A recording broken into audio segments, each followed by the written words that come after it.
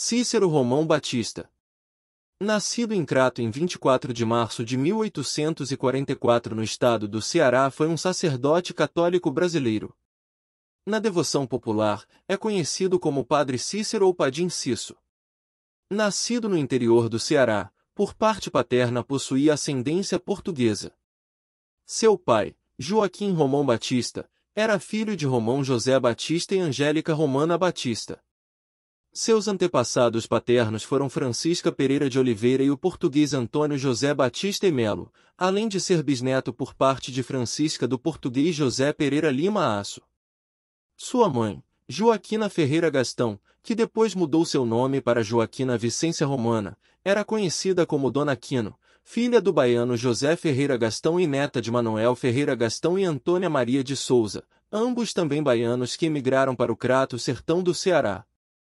Já aos 6 anos começou a estudar com o professor Rufino de Alcântara Montezuma.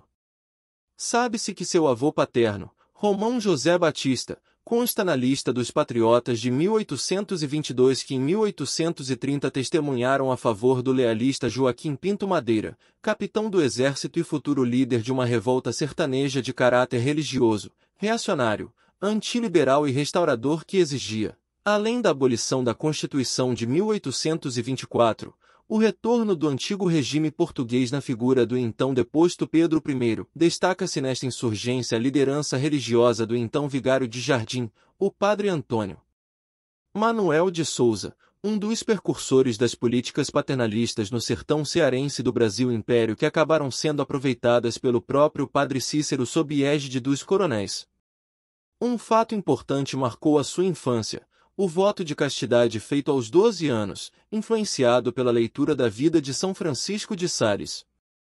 Em 1860, foi matriculado no colégio do renomado Padre Inácio de Souza Rolim, em Cajazeiras, na Paraíba. Aí pouco demorou, pois a inesperada morte de seu pai, vítima de cólera em 1862, obrigou-o a interromper os estudos e voltar para junto da mãe e das irmãs solteiras. A morte do pai, que era pequeno comerciante em Crato, trouxe sérias dificuldades financeiras à família de tal sorte que, mais tarde, em 1865, quando Cícero Romão Batista precisou ingressar no seminário da Prainha, em Fortaleza, só o fez graças à ajuda de seu padrinho de crisma, o coronel Antônio Luiz Alves Pequeno.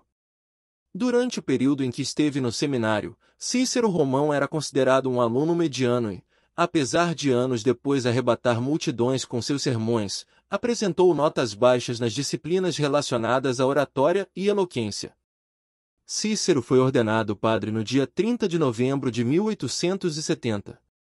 Após sua ordenação, retornou ao Crato e, enquanto o bispo não lhe dava paróquia para administrar, ficou a ensinar latim no colégio Padre Ibiapina, fundado e dirigido pelo professor José Joaquim Teles Marrocos, seu primo e grande amigo.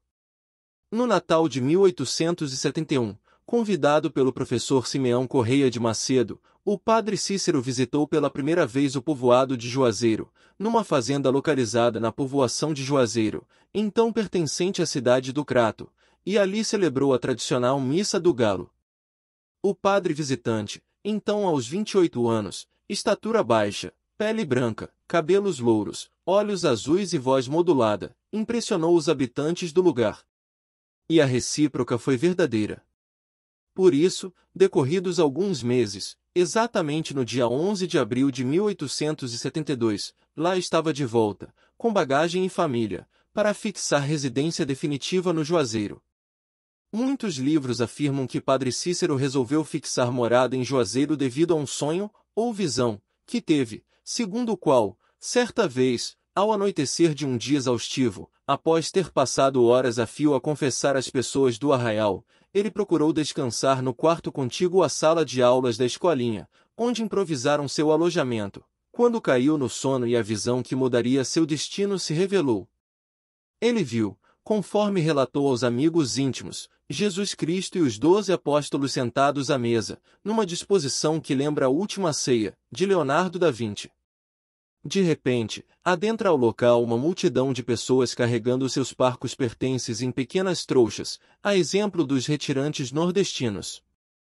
Cristo, Virando-se para os famintos, falou da sua decepção com a humanidade, mas disse estar disposto ainda a fazer um último sacrifício para salvar o mundo. Porém, se os homens não se arrependessem depressa, ele acabaria com tudo de uma vez. Naquele momento, ele apontou para os pobres, e voltando-se inesperadamente ordenou: "E você, Padre Cícero, tome conta deles." Em sua incansável atividade pastoral, pregava o Evangelho, aconselhava, dava confissões e visitava a comunidade. Nesse período ocorreu a Grande Seca no Nordeste brasileiro, de 1877 a 1879. Em breve conquistou a simpatia do povo, liderando a comunidade e moralizando os costumes de pecado, como os excessos de bebedeira e a prostituição. Sua obra se expandiu e Padre Cícero precisou recrutar mulheres solteiras e viúvas, organizando e exercendo sua autoridade sobre uma irmandade leiga, formada por beatas, que o ajudava nas atividades pastorais. No pequeno aglomerado de casas de Taipa, com uma capelinha erigida pelo primeiro capelão Padre Pedro Ribeiro de Carvalho, em honra a Nossa Senhora das Dores, padroeira do lugar, ele tratou inicialmente de melhorar o aspecto da capelinha, adquirindo várias imagens com as esmolas dadas pelos fiéis. Depois, tocado pelo ardente desejo de conquistar o povo que lhe fora confiado por Deus, desenvolveu intenso trabalho pastoral com pregação, conselhos e visitas domiciliares, como nunca se tinha visto na região.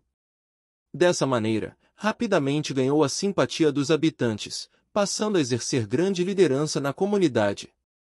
Paralelamente, agindo com muita austeridade, cuidou de moralizar os costumes da população, acabando pessoalmente com os excessos de bebedeira e com a prostituição.